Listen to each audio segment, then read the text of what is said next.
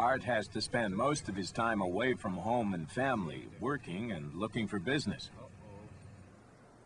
He's going to the Halliburton Forest and Wildlife Reserve to pitch for work. It's a 54,000-acre forest, one of the largest in the area. And it's not just a lumber operation, it's also a tourist destination with 150 miles of snowmobile and mountain bike trails. The landowner is already very sensitive to environmental concerns, but he has to run his business efficiently. So he's invited Art to try to prove that logging with horses here would be more environmentally sensitive and just as economically viable as logging with machines. Peter Schlieffenbaum is the owner who manages this vast operation. Today he's in a hurry to check everything's running smoothly with his team before Art arrives with the horses. North Road, Red Trail, stop by some of the shelter cabins, check them out. Okay, Dave. Appreciate it. All right, see you later. Are there any birds this morning? Art is looking forward to surprising Peter with what he and Seamus can achieve with the horses. Hey, where's the birds? But for Art, logging with Max and Ross isn't just about the money they can make. It's a life and a lifestyle, and he loves every minute of it. Hey, fellas, still thirsty? You're making me work this morning.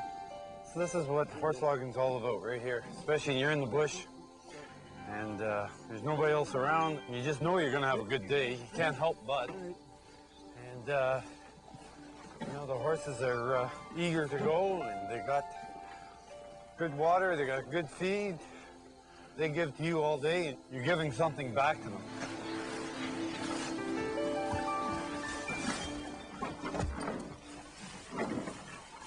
Yellow birch, soft maple, ash. So this stand, is that... Art and Peter walk through the forest and choose suitable sites to test logging with horses. Peter's keen to log his land selectively. That means removing the worst trees to make way for the best. And these trees here, you like with the Utapillic anchor in that? They have to come out. What are we going to do with this like tree? This you want to take out? Yep. All right, so you'll mark it then? Yep. 120 years old. Canker that is still spreading, still active. And you have no problem with, like, you know, this is an obvious, very public trail. Forest management is part of the land use, so, oh no, we encourage that. We log right down to all the roadsides, and that's one of the reasons why you're going to be logging here with your horses.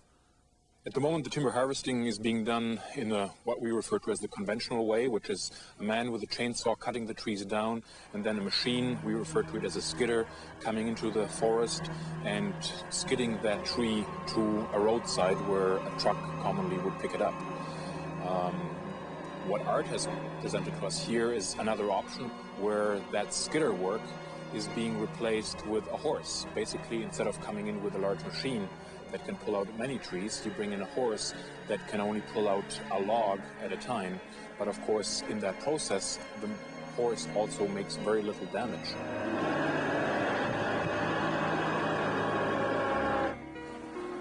Now these areas right here, Peter, they work very well. A very sensitive area is the shoreline of one of the many lakes that dot the forest.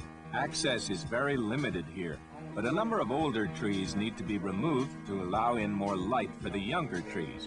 It's a delicate operation to do this without damaging the shoreline. It's an ideal spot to test the horses. It's nice you have those options with the horse in an area like this. That's amazing. You know, because you would really hesitate to put a machine. You can't. Well, I mean, you can't put a machine here on the ice, and no. Even the soft zone there along the shoreline, can't Yeah. put a machine in there. Yeah. Art is excited and concerned as they approach the first test site. Ross and Max need to be at their best to convince Peter that logging with horses will be an economical way forward. But Ross, Seamus's horse, has been working with another logger for several weeks, and Max has just had a few days off.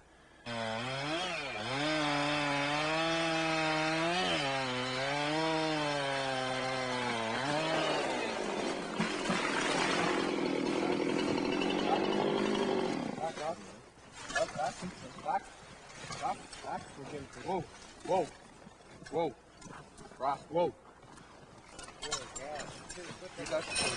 Ross seems to have developed bad habits in his weeks away from Seamus. Whoa, whoa, Ross, whoa. Seamus must be patient and regain his trust.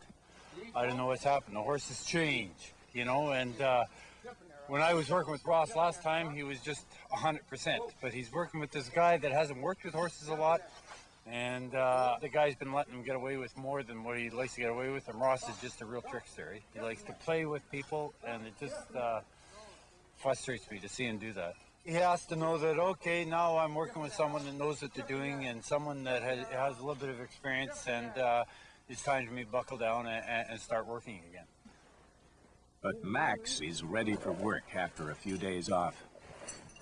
When Max will come in, stand, I'll hook him up to the log, and Max will go out with the log without any fooling around. That horse does things all on his own. He's very thoughtful. He understands. He's a smart horse. You can see smartness in his eyes. Good, Max. Good call. Whoa now.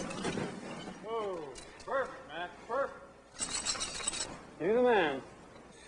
Go ahead. Max is a short, stout Belgian. Art knows he may not win any beauty contests, but he's just the right body type for work in the bush. He's the perfect constitution of a logging horse. He's wide, he's low set, he's just incredibly balanced. You never see him falling on his nose. And he's very well muscled. He's got the constitution to be a good logging horse. When you see him pulling a log, and you see him right squatted right down, and like I'm trying to direct him, and I have his reins, he's got his chin tucked right into his chest, and he's moving that log out. You could just say, "Don't stop me, Art. I'm getting this log out. It's mine. I got it." You know that's hard. Get up in there. Whoa, that's Max. That was a good pull. If you were trying to imagine a piece of machinery that pulled that tree all the way out of the bush, you know, there wouldn't be a piece of regeneration standing. That little maple that we pulled this hemlock around would be all scarred up. That's why we use horses right there. What we're looking at right there is why we use horses.